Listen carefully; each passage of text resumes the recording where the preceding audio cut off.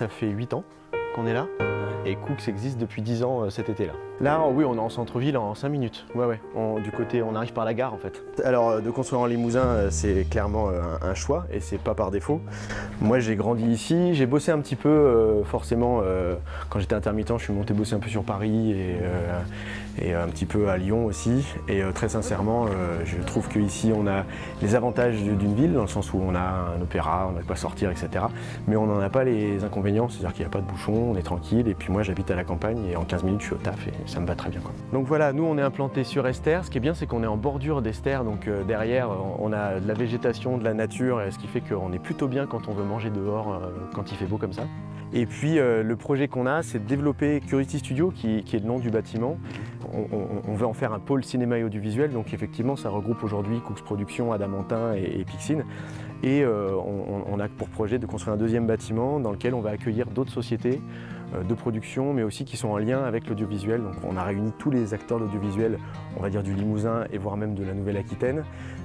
On leur a présenté le projet et le maire et le président de l'agglo ont accroché au projet, ils sont partie prenante maintenant et aujourd'hui ils sont, on va dire, facilitateurs dans un premier temps. On est capable d'écrire, on est capable d'inventer, il y a plein de cerveaux autour de nous et plus on avance sur ce projet-là, plus on en rend compte et plus on se rend compte des possibilités qu'on a.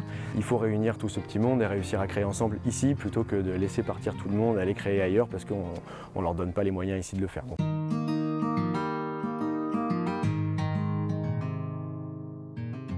Moi, j'ai accepté de me limoger, c'est-à-dire de me mettre au service de Limoges. Nous sommes capables de construire et de respecter l'environnement, respecter les bosquets, respecter la présence d'arbres. À la fois, nous sommes pour le développement industriel. Oui. Bien sûr, nous allons perdre des terrains. Mais si vous mettez des bâtiments producteurs d'électricité, si vous mettez la récupération d'eau, et si vous ajoutez le fait d'imperméabiliser les sols le moins possible autour des bâtiments, vous avez une vision de ce que doit être l'implantation industrielle. Limoges a une chance fantastique, c'est que Limoges a tous les atouts et est en train de fonctionner selon le modèle de l'industrie de demain. Ici, vous êtes à Innoval, c'est notre bâtiment de formation et d'information qui a été inauguré en 1998. C'est un architecte bordelais et il a voulu donner à l'intérieur de ce bâtiment aussi l'âme du Limousin avec la reprise de matériaux bois, les matériaux également un petit peu plus granit, la pierre. Ici, c'est un showroom effectivement qui est à disposition des professionnels qui viennent en formation, mais également des professionnels qui viennent parfois avec leurs clients. Alors le rapport de Legrand avec le territoire, c'est l'histoire de la porcelaine de table. Il a démarré avec cette activité. L'histoire raconte qu'il y avait les assiettes, hein, et vous savez, entre 4 assiettes, il y a une petite chute de porcelaine. Ouais. Et bien là, on faisait des interrupteurs. Et puis après la Deuxième Guerre mondiale, la fabrique a brûlé.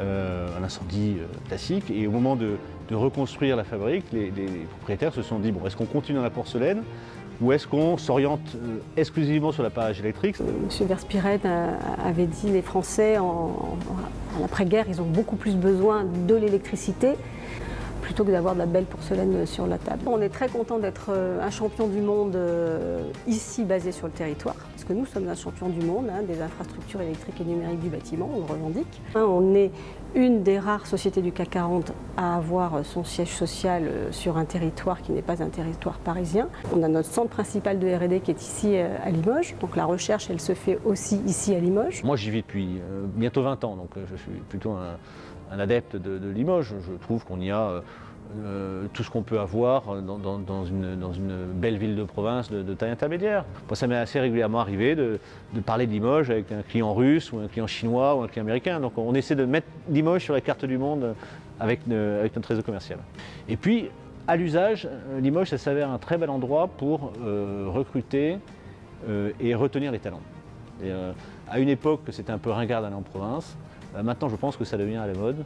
Et quand vous dites un jeune diplômé, tu as commencé ta carrière à Limoges, c'est presque devenu plus un atout qu'un inconvénient. Il faut savoir apprécier Limoges avec un regard extérieur et ne pas sans arrêt se comparer pour dire il y a des choses qu'on n'a pas, à Limoges on n'a pas ça, etc., etc. On s'est tous trouvés à plusieurs reprises un peu coincés dans le train ou alors avec un avion annulé, c'est un peu agaçant. Bon, maintenant ça ne nous empêche pas de faire venir des clients à Limoges, ça ne nous empêche pas de faire venir des sites d'acquisition à Limoges. Ça veut dire que pendant la crise du Covid, on était bien contents d'avoir notre siège social à Limoges et pas à Paris. Hein. Je considère que vu la qualité de vie qui est la nôtre, si demain tu es à 2h45 de Paris, c'est acceptable. Il ne faut pas toujours vouloir ce qui n'est pas possible. Oui, par contre, il nous faut une obligation de service public, une OSP, sur l'aérien. C'est-à-dire qu'il faut aujourd'hui maintenir une liaison aérienne entre Limoges, Paris, Limoges, Lyon, tous les jours, matin et soir, pour permettre à nos entreprises qui créent de la richesse et qui créent de l'emploi sur le territoire, de pouvoir avoir le sentiment qu'elles continuent à vivre dans une grande ville. Aujourd'hui, si tu compares Limoges à Bordeaux ou à Toulouse, en termes de service à la population, Limoges et son aire urbaine n'a pas à rougir de ce qu'il se passe à Toulouse ou à Bordeaux. Venez télétravailler à Limoges, le coût de la vie est beaucoup moins cher et vous aurez un service public et un service à la population beaucoup plus qualitatif que là où vous êtes aujourd'hui. Rendre la parole à la beauté. Discours de Diotime, j'insiste là-dessus. Cette beauté-là, nous l'avons, et cette intelligence-là, nous l'avons. Regardez Catalan. Catalan, c'est une histoire magnifique. Un enfant du pays. Il n'a pas de surdiplôme au départ. Et il montre par son travail et ses capacités qu'il est capable de gravir les échelles. Ça, c'est à l'américaine.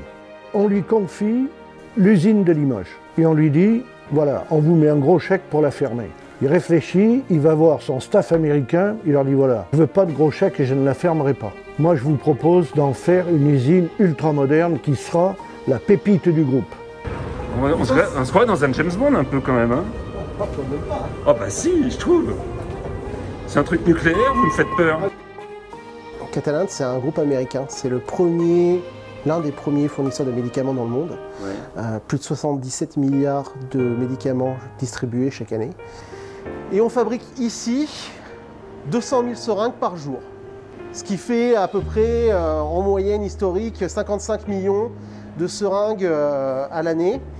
À chaque fois qu'on a une seringue et que l'on traverse la barrière naturelle qui est la peau, qu'on fait une injection, ce que l'on va injecter doit être 100% sûr. C'est une machine qui est dans ce qu'on appelle dans un environnement absolument extrêmement sain, c'est ce qu'on appelle du grade A. D'ailleurs que c'est 10 000 fois plus pur que l'air de l'Himalaya. Voilà, il me dit non, vous n'avez pas le droit de pouvoir rentrer. Donc là, voilà, il ne veut pas.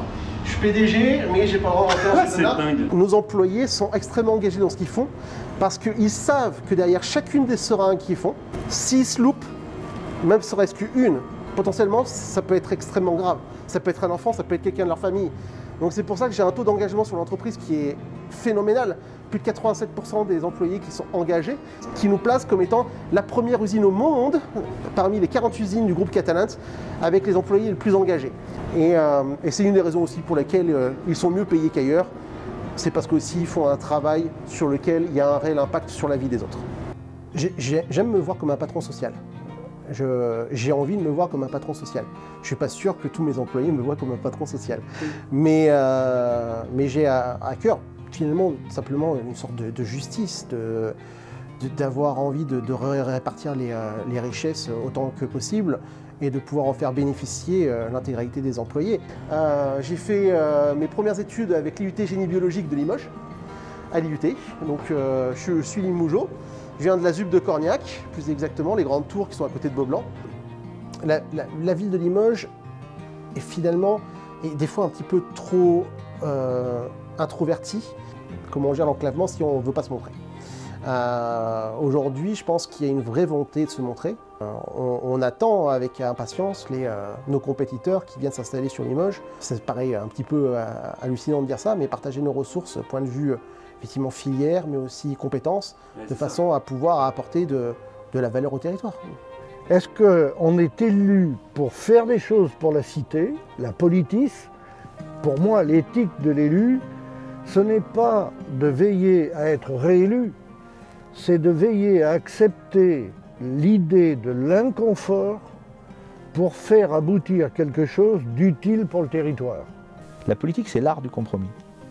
Tu peux pas, et c'est fini, ça, bloc contre bloc, j'ai gagné, t'as perdu, non. La région, c'est quand même une collectivité où les gens se tiennent bien déjà, et où tu peux arriver à négocier un certain nombre de choses. Et je suis pas sûr, pour être totalement transparent, que si la droite avait gagné la région, on serait mieux traité. Les présidents de région reprochent à l'État d'être trop centralisateur, mais eux-mêmes sont des centralisateurs. Eh bien, vous pouvez vous dire que nous sommes dans un endroit où, avec la qualité de vie majeure, il y a un bouillonnement et un travail avec l'intelligence au service de la communauté. C'est ça le travail d'un élu. Faciliter, inciter, promouvoir.